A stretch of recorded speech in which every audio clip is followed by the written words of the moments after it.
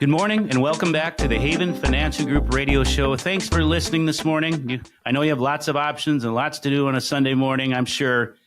Give us a call at 612-504-8400 or online at havenfinancialgroup.com. We have lots of good tools on there, a community site where we have contests. I think there's a contest for some wild tickets, and we have client events that we love to have, and we like to have fun with all these retirement topics that aren't necessarily so much fun, right, Kim? Well, it's all in the way you approach it, right? That's what you're Right. saying to us. We want to talk about costs and budgets. Now, listen, budgets aren't very fun, but the fact of the matter is a lot of people may think they don't have a lot of money, but that certainly can be manipulated in retirement by taking a look at your costs and how much you spend, right? Yeah, it's not only about how much you have, it's how much you spend. Do you live within your means? And there's a common denominator for a lot of retirees that we've helped over the years, and I've got to experience is those that do live within their means, they don't really have a lot of problems. Those that love to spend, they can run into problems. And, I think of Roxanne, who was just in this past week, and she came to our wills and trusts and legacy planning class that Carrie, our estate planning attorney, and I put on here about last month. And the reason she came too, and listeners should know this, and there's a lot of them that are in the same boat. She's 71 and she's never had any will or anything. And her ex-husband passed away, and the kids had a terrible nightmare settling the estate. And she promised her kids that she would not do that to them, and that's why she's getting it done. And Carrie is helping her with that. And again, estate planning, I know that's not the topic of this segment, but I thought it was cute. Anyways, where I was going with her is she has plenty of assets and she doesn't spend any money. Yeah. And I have no problem, and we have no telling people, Roxanne, spend some of your money and have fun. She's like, I don't know what to spend it on. I have everything I need. And she's just the cutest thing ever. She goes, I think you're the first person or second person guy that's ever told me to spend money. Right. You don't hear that very often, that's for sure. But she's so content. She got to where she's at, being divorced by working hard, living within her means, and that's a common thread and denominator we see. We like to see good things and everything, but I've said it before. At our shred event, where people come in with their vehicles, the first year, those that had the most had the least nice vehicles, and my staff is like, I noticed that our clients that have the most drive the ugliest vehicles, and those that have the least have the fanciest vehicles. Now, each to his own to what they want to do. That isn't the point, but again, having a budget. We preach as a society to the younger generation of having a budget. I will tell you that those that are planning for retirement or in retirement, most of them also need a budget. Most retirees are on some sort of fixed income, which we've talked a lot about income this show. They're on some sort of fixed income. And I'll tell you, this inflation we've seen in recent years, it's really affected that because the purchasing power of the dollar isn't there. Inflation erodes our money, and it has drastically. So how do we make up for that? Those are the conversations that we're going to have. The healthcare piece. Yep. In our planning for a couple, we'll probably, as we budget it out, probably $12,000 a year, at least $1,000 to $1,500 per month. And if that sounds like a lot, it's not going to go down. Right. In fact, the inflationary numbers we use for healthcare is different than standard inflation. It's only going up. Nursing home and healthcare, $12,000 to $15,000 a month here in Minnesota. How are we going to pay for it? What does that budget look like? Have we budgeted in at all? So again, not fun to talk about, but something important that you should, and change it if you need to. We're talking about strategies to keep your spending under control so that your savings lasts a little bit longer.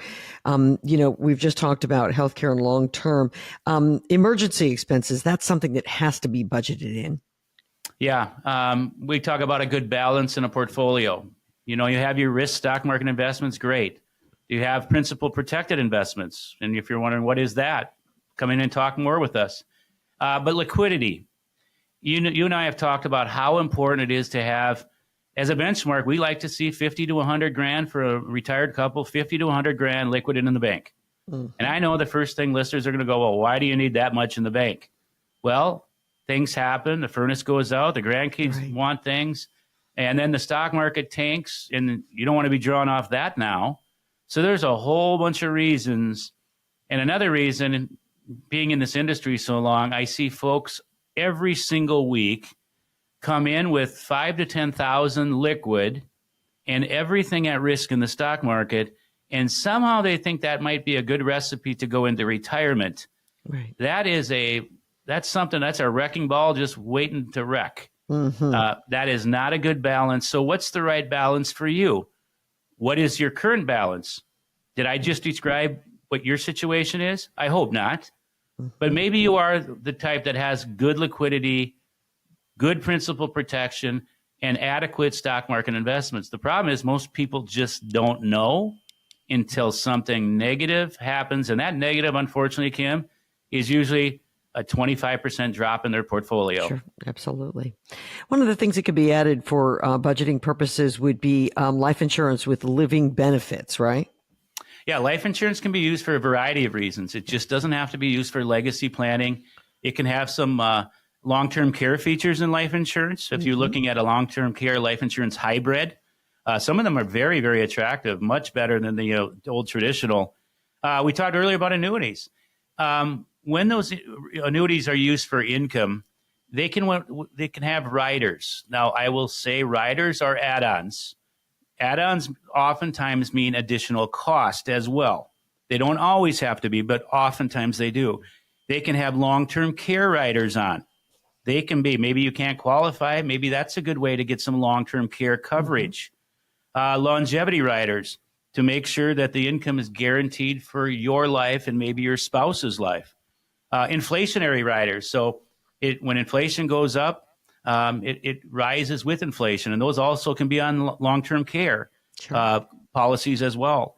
And other riders. So again, just know what those riders do and what they cost. And does it make sense in your portfolio or does it not make sense? But if you're not having the conversations, if you don't have a partner that can explain these things to you and will take the time, then you're probably not getting all the information you need to make a good, educated decision for you, your spouse, and your family. I think it's owed to you. It really, really is. And you should have the time and you should work with somebody that is spending the time. So, Larry, as we look back on this episode, and we've just talked about retirement preparedness, the questions that you need to ask, the ways to draw income, the budgets you need to set. What's the takeaway here today that you hope people maybe are deriving? That they should be having these conversations and they shouldn't be afraid to ask a lot of questions, and they should be getting the attention. We always talk about how retirement is more than a meeting once or twice a year for 30 minutes to an hour. Okay, let's talk. I mean, we got estate planning, we got insurance, we have Medicare, we have investments in portfolio, we have taxes, we have all of these retirement puzzle pieces. That amount of time spent is just not enough. You're paying people to do this, or unless you're doing it all yourself. And if that's the case, more power to you. Many of that's fine, and others maybe they shouldn't be. But whoever you're paying and working with, you should know exactly what you're paying and what you're getting. And we don't want to be here at Haven Financial Group the stereotype in the industry that says, "Wow, I haven't talked to Haven or Larry or Kyle or anybody for almost 6 months to a year." Right. That's just not doing our clients any favors whatsoever. And again, we get this one often. We ask our guy about Social Security. We don't get any answers. It's a good chance they might not know the answers because they don't deal with Social Security. So know who you're working with. And at Haven, again, celebrating our 10-year anniversary, we've been blessed to help lots of people in all these retirement areas. And we're very thankful for that. And for all the listeners, thanks for listening. Give us a call at 612-504-8400 or visit us online at havenfinancialgroup.com. Kim, always good to be with you, and I look forward to next week. I look forward to it as well, Larry. Thanks very much. Have a great week, everyone.